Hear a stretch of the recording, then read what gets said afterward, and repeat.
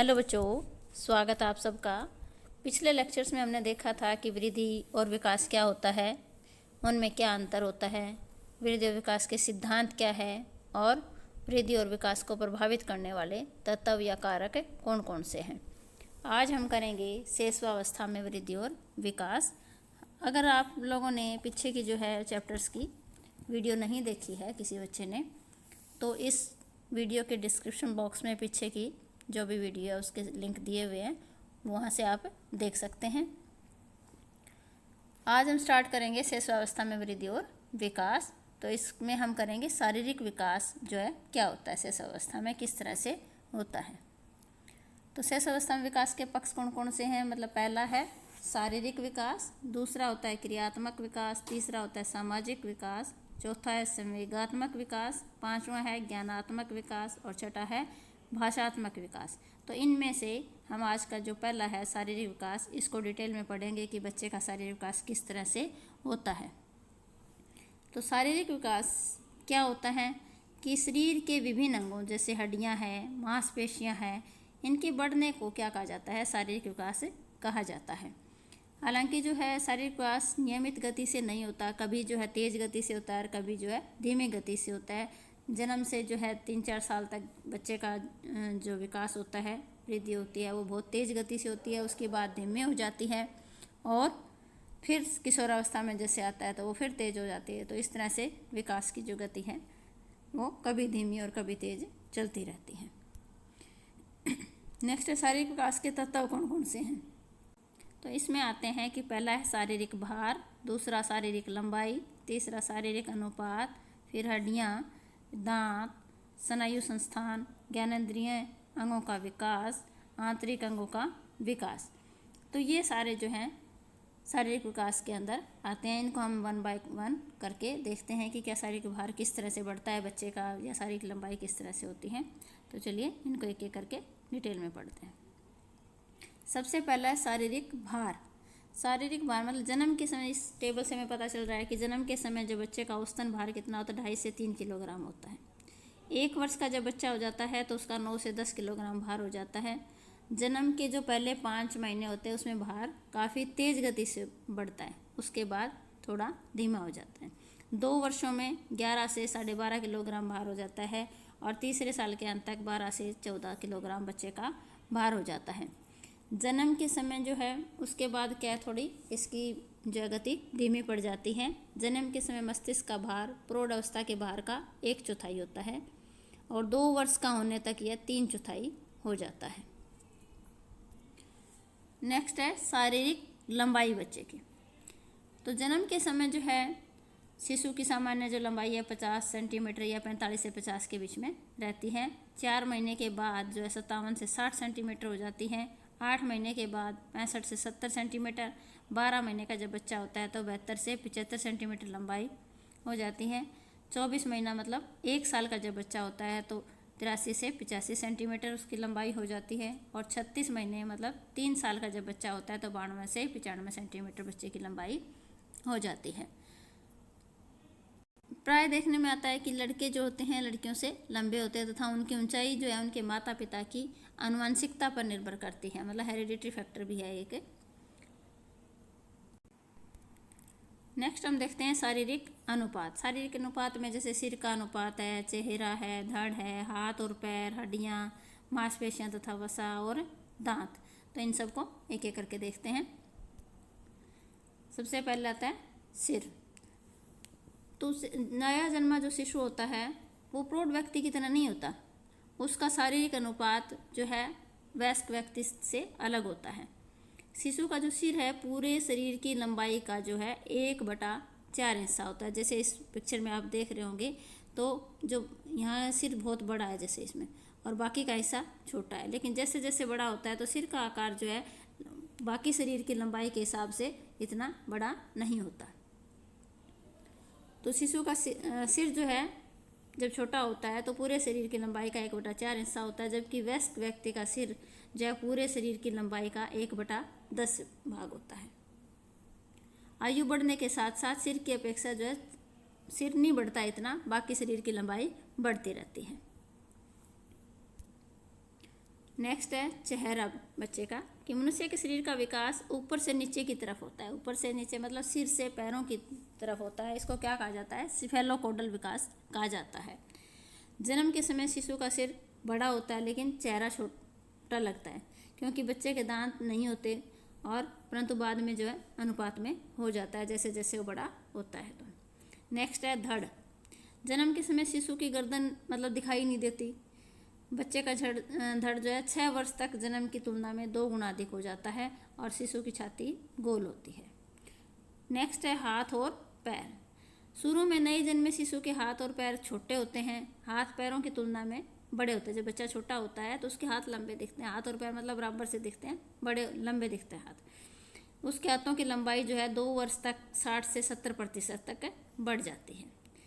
नए जन्मे शिशु के पैर बहुत छोटे होते हैं, क्योंकि एक तो वो मुड़े हुए होते हैं और 2 वर्ष तक शिशु के पैर जो है 40% तक विकसित हो जाते हैं। तो ये जैसे हैं बीच बीच में आपके इसमें ये छोटे क्वेश्चंस में आपके एग्जाम में आ सकते हैं कि 2 वर्ष तक जो है बच्चे की लंबाई कितनी बढ़ जाती है, हाथों की लंबाई कितनी बढ़ जाती है, 2 वर्ष का जो शिशु है उसके पैरों की लंबाई कितनी बढ़ जाती है, या जन्म के समय मतलब चेहरा किस तरह का होता है, धड़ किस तरह की होती है, या जन्म के समय कितना भार होता है। तो इसलिए आपको इसको ध्यान से पढ़ना है और इसके साथ साथ आप नोट्स बनाते रहना है। नेक्स्ट है हड्डियाँ। तो हड्डियों के विकास के संबंध में मतलब हड्डियों के आकार में परिवर्तन, हड्डियों की संरचना में परिवर्तन, हड्डियों की संख्या में परिवर्तन होता रहता है। हड्डियों के विकास का सामान्य क्रम भी वही होता है जो आकार वृद्धि का होता है। अतः हड्डियों का विकास जीवन के पहले वर्ष में जो है धीरे गति से होता है, दूसरे वर्ष में कुछ धीमी गति से होता है, फिर यौवन अवस्था में एक बार फिर से तेज होने लगता है। जन्म के समय हड्डियाँ जो है कोमल और लचीली होती हैं, इसलिए जो है बच्चा बिल्कुल वो मुड़ जाता है। उनकी हड्डियाँ जो है बहुत सॉफ्ट होती हैं, क्योंकि यह कार्टिलेज की बनी होती हैं। धीरे धीरे हड्डियों के कैल्सीकरण होने के कारण हड्डियाँ क्या होने लग जाती है? सख्त होने लग जाती है और प्रत्येक हड्डी अपने विशेष आकार में आ जाती है। शरीर के अलग अलग भागों में कैल्सीकरण की क्रिया की गति अलग अलग होती है। तो इसीलिए जैसे जैसे हम बड़े होते हैं तो हमारी हड्डियाँ जो है सख्त हो जाती हैं। जितना बच्चा लचीला होता है, क्या बड़ा के शरीर में इतना लचीलापन होता है? नहीं होता ना। तो यही वजह है कि जो है बच्चे की हड्डियाँ जो है कोमल और लचीली होती है, और वो किससे बनी होती हैं? कार्टिलेज से बनी होती है। लेकिन धीरे धीरे कैल्सीकरण की क्रिया के कारण हड्डियाँ सख्त होना शुरू हो जाती हैं। नेक्स्ट है मांसपेशियाँ और वसा। शेष अवस्था में मांसपेशियाँ कमज़ोर होती हैं, परंतु इस समय जो वसा जो है के तंतु तेज़ी से बढ़ते हैं शरीर के अंदर। इसका कारण होता है कि बच्चा जो है सारा दिन दूध पे ही रहता है, दूध अधिक लेता है, जिससे बच्चे के शरीर में वसा ज़्यादा बनती है। नेक्स्ट है दांत। तो जबड़े में दांतों का निर्माण जो है कब से शुरू हो जाता है? हम मतलब जैसे हम तो देखते हैं कि बच्चे जो 6 महीने का तब दांत निकलते हैं, तो वो एकदम से नहीं निकलते। वो जब बच्चा गर्भ में होता है तो तीसरे महीने से ही दांतों की प्रक्रिया, जो दांतों का बढ़ना है, उसकी रूट्स जो बढ़नी है वो वहीं से शुरू हो जाती है। दांत जो है 2 प्रकार के होते हैं। कौन से? एक तो अस्थायी दांत और दूसरा स्थायी दांत। अस्थायी दांत मतलब अगर शिशु स्वस्थ है तो 6-7वें महीने में बच्चा अगर सही है, बीमार नहीं है, कोई बीमारी नहीं है, उसको अच्छे से उसको पूरा पौष्टिक भोजन मिल रहा है, तो 5वें-6वें महीने में उसके दांत निकलने शुरू हो जाते हैं। दांत का निकलना किस किस के बाद मतलब स्वस्थ आहार होना चाहिए बच्चे का, कैल्शियम की मात्रा अगर पूरी है, या वंशानुक्रम पर भी निर्भर करता है कि उसके वंश में कोई बीमारी नहीं है या सब स्वस्थ है, तो भी उसके दांत जल्दी निकलते हैं। निचले जबड़े में जो है सामने के दांत पहले निकलते हैं। ज़्यादातर मोस्टली बच्चों के दांत जो है नीचे वाले पहले आते हैं, ऊपर के दांत बाद में आते हैं। लगभग 2 से 3 वर्ष तक अस्थायी दांत निकल जाती हैं और इनकी संख्या कितनी होती है? 20 होती हैं, और ये दांत छोटे छोटे सुंदर होते हैं। फिर आते हैं स्थायी दांत। जैसे जैसे अस्थायी दांत गिरते रहते हैं तो उनकी जगह जो स्थायी दांत हैं वो लेने शुरू कर देते हैं, और इनकी संख्या कितनी होती है? 32 होती है। दांत निकलने की आयु की अपेक्षा जो है उनके जो निकलने का क्रम होता है वो अधिक महत्वपूर्ण होता है, क्योंकि अगर इनके क्रम में जो है अनियमितता हो जाए तो जबड़े की स्थिति अस्वाभाविक हो जाती है। जैसे किसी के आपने देखे होंगे कि कोई दांत अंदर है, कोई बाहर है, तो वो जब किसी का मतलब सीक्वेंस में जब दांत नहीं निकलते उसके कारण होता है। तो अब हम देखते हैं दांतों का, ये चित्र दिया हुआ है आपके सामने। तो ये इस तरह से ये ऊपर का जबड़ा है और ये नीचे का है। तो ये जो सामने के 4 दांत होते हैं इनको बोलते हैं काटने वाले दांत। 4 ऊपर के और 4 नीचे के दांत, ये जो होते हैं ये होते हैं काटने वाले दांत, मतलब किसी भी चीज़ को काटने के काम आते हैं। इनके साइड में जो एक एक दांत होता है वो होता है चीरने फाड़ने वाले दांत। फिर उसके बाद जो दांत आता है वो होते हैं प्रथम चबाने वाले, किसी भी चीज़ को चबाने के लिए ये ऊपर नीचे ये होते हैं। उसके बाद द्वितीय चबाने वाले दांत होते हैं। तो इस तरह से ये हमारा जबाड़ा बना हुआ होता है। तो इसमें देखते हैं कि पहले 6 से 8 महीने में नीचे के जो कुतरने वाले 2 दांत निकलते हैं सबसे पहले बच्चे के। मोस्टली बच्चों में होता है, कोई 1-आधे% होता है कि ऊपर के दांत निकलते हैं। फिर 7 से 9 महीने का जब होता है बच्चा तो ऊपर के दांत जो कुतरने वाले दांत है वो आते हैं, और संख्या में कितने होते हैं? 2 होते हैं, 2 ऊपर के और 2 नीचे के। ये उनको बोलते हैं काटने वाले या कुतरने वाले दांत। फिर 8 से 10 महीने का जब बच्चा होता है तो आसपास के ऊपर के कुतरने वाले दांत आ जाते हैं, 2 दांत तो फिर आ जाते हैं, क्योंकि ऊपर के 4 ऊपर के होते हैं, 4 नीचे के होते हैं। तो पहले 2 आते हैं, फिर 2 आते हैं। फिर 10 से 12 महीने का जब बच्चा आसपास के नीचे के कुतरने वाले दांत आ जाते हैं। जब बच्चा 10 से 12 महीने का होता है तो आसपास के जो नीचे के कुतरने वाले दांत आते हैं। फिर 12 से 18 महीने का जब बच्चा होता है तो चबाने वाले दांत प्रथम चबाने वाले। फिर 18 से 20 महीने का जब होता है तो चीरने फिरने वाले दांत जो है वो आने शुरू हो जाते हैं।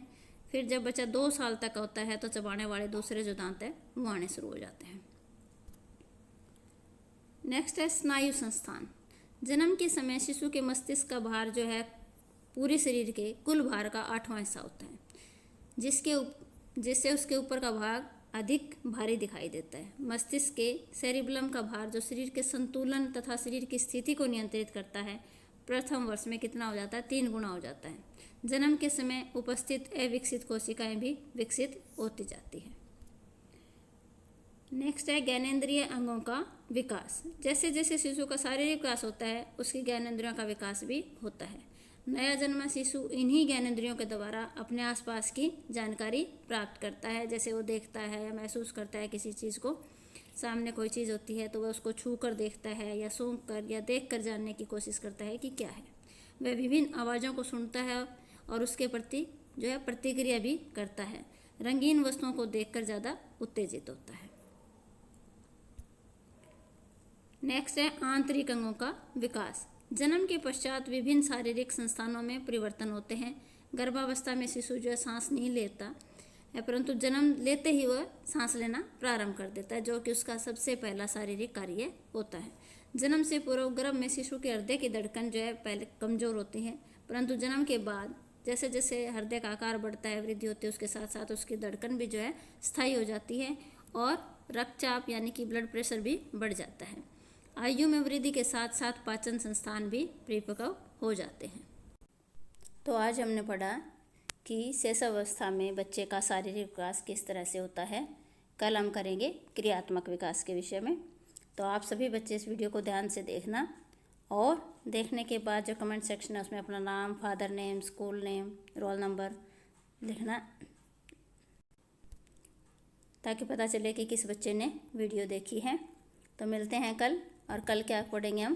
क्रियात्मक विकास। तो आप इस वीडियो को ध्यान से देखकर इसके साथ साथ नोट्स बनाते रहना। Thank you.